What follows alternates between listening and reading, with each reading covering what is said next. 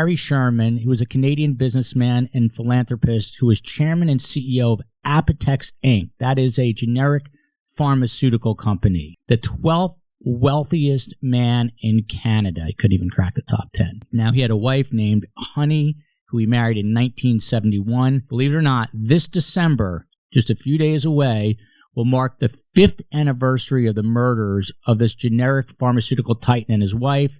They were killed in their suburban Toronto home on the evening of Wednesday, December 13th, 2017. Since then, there has not been a very strong lead in this case at all. Their bodies were posed in a macabre position, found 36 hours later from December 13th. So essentially on December 15th, the bodies were discovered by a real estate agent on the deck of the basement swimming pool. They had been hanged and strangled with belts.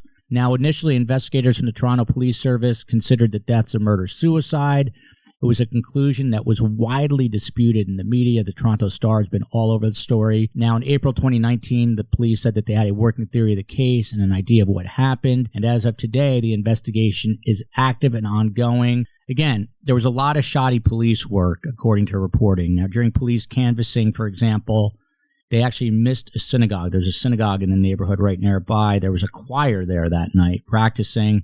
They never even interviewed any of the participants to see, if they saw something.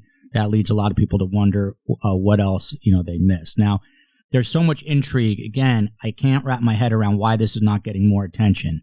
There's someone who's become known in the Markel case. We've got the infamous bump, right? In this case, we've got Walking Man.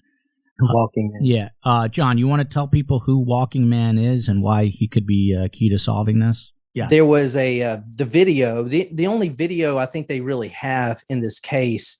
It showed, and this was a CCTV video of another neighbor, but they showed a man in a big coat. I think he was wearing a beanie, and you can't even tell what race he is. And he was walking, and he kind of walked past their front driveway.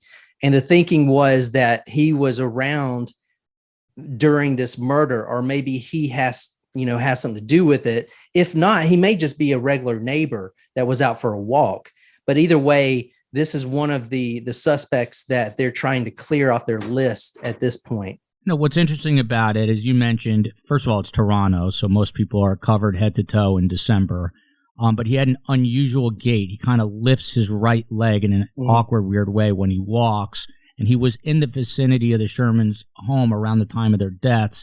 Now, police called him a suspect, and they asked for the public's help in identifying him. But the catch here is that they waited 4 years to do that. So they're murdered in 2017, and the police don't ask till 2021. Can you figure out why there was that kind of wait, John? Like I said, the only thing I could think of was that they were pretty busy with the Bruce MacArthur case. He was a green thumb serial killer, a landscaper, and was he the one that was killing? Was he killing gay men? Was that him? That's correct. Yes, yeah. But other than that, I think it's just the tunnel vision.